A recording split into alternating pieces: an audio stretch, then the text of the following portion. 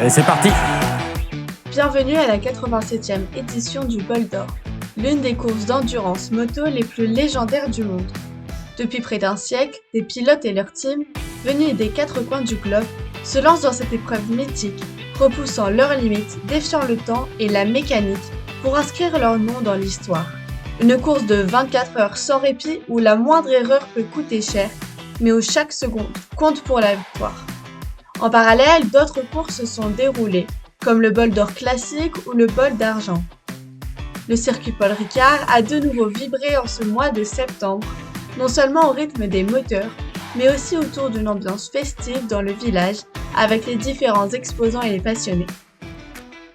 Pendant que les pilotes se battent sur la piste, le village s'anime de spectacles, de jeux et de rencontres inoubliables. Musique, bonne ambiance et sensations fortes, c'est l'esprit du Bol d'Or. Mais au bout de 24 heures d'efforts acharnés, l'équipe Yoshimura Cert Motul a bouclé 737 tours pour offrir à Suzuki sa 20e victoire au Bol d'Or. Greg Black, Étienne Masson et Dan Linfoot ont dominé la course pendant plus de 22 heures. Un exploit remarquable pour l'équipage 12.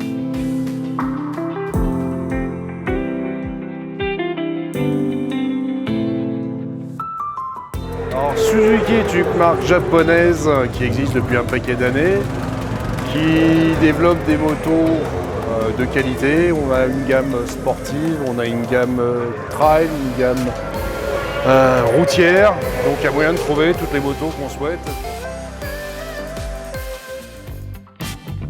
Oui, la grosse différence c'est le poids. En fait, il y a pratiquement 30 kg de plus une moto sportive.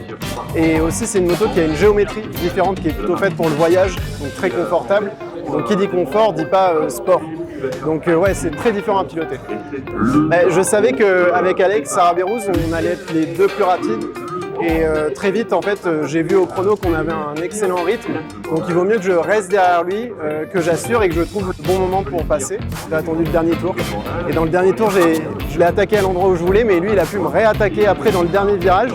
Et on a vraiment fini toute la ligne droite côte à côte, côte à côte. Et c'est les moteurs qui ont parlé. Et du coup, il finit devant à 14 millième. Le Bol d'Argent, ça a été plutôt une bonne course où là aussi, on savait qu'on avait un bon rythme et qu'on était parmi les plus rapides avec mon coéquipier Lionel Richier. Et du coup, on a déroulé en fait. On a juste fait notre course, fait nos chronos. On savait que si on ne faisait pas d'erreur, on n'avait pas besoin de forcer pour être les plus rapides et gagner. On était en tête quasiment tout le long. Et après, on a géré notre écart sur les seconds et ça a permis de gagner.